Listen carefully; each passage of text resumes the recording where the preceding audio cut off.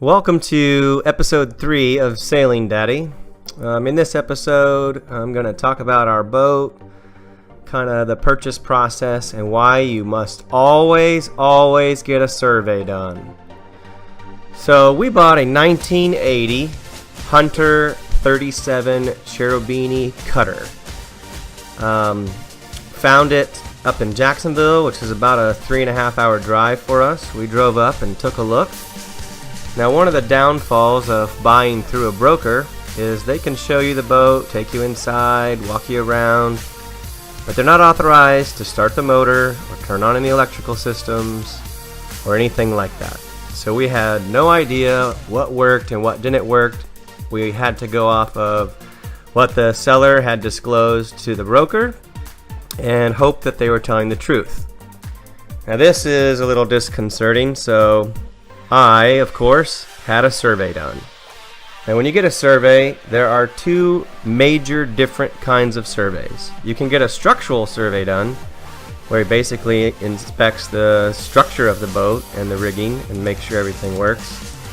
And then there's a master survey, where they will actually do a thorough run-through of the motor and all the systems and things like that. Now, I wasn't aware of this until after I'd already accepted the vessel, because I only had a structure survey done. Here you'll see the boat being hauled out. This was after I got it home. This wasn't during the survey because I was not able to attend to the survey because of work obligations and the distance the boat was from us. So during my survey, our surveyor found a couple of major problems. The first was as they were motoring the boat over to the boatyard where we had it hauled out so he could inspect the hull, the motor overheated. So here you see my mechanic, which I hired because I had time constraints and couldn't do the work myself. He came in to inspect the motor and find out why it was overheating. So, two reasons. All Yanmar diesel motors have a impeller, which is that little thing you see down below that I'm not pointed at, which pumps the water through the cooling system.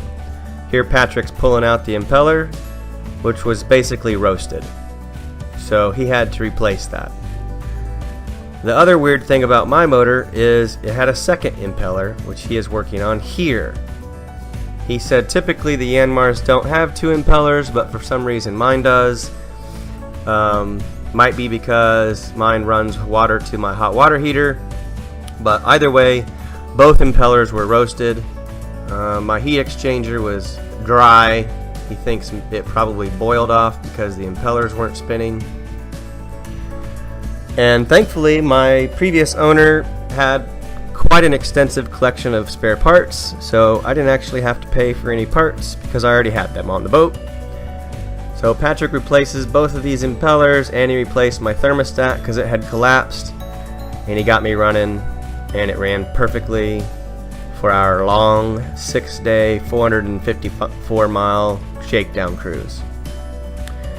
So this is where Patrick told me about the master survey, where you can get a surveyor who's certified to do a master survey, and he said they would have found all these problems with the motor, and I would have known beforehand. The second major issue that my surveyor found were osmotic blistering in the hull. Any of you familiar with fiberglass boats probably know or have heard of osmotic blistering, which here in a second I took some pictures to show you. But ultimately, the surveyor found 30 to 50, roughly, osmotic blisters in my hull, ranging in size from a dime to a quarter. And then here you can see some damage to, I think these are rudder fins to help stop turbulence from around the rudder. Both sides, they're basically gone. They're going to have to be replaced. So I used this information from my surveyor to negotiate a much lower purchase price. Here you see on my prop shaft, there's a bolt missing from this lead collar. And then right here are some of the osmotic blisters. What these mean is basically I'm going to have to sand the paint off, grind these blisters out till I get down to fresh clean fiberglass, fill them with epoxy resin, and then put on my barrier and hull paint over the top. So here's the front of the keel. The lead keel had some damage to the front of it as well. So all this info helped me negotiate a better price, so make sure you please always get a survey if you're going to buy a sailboat, especially one of this age. I hope this information helped. I know this was short and sweet, but we'll be providing more info as we go. And thanks again for watching, and don't forget to like and subscribe.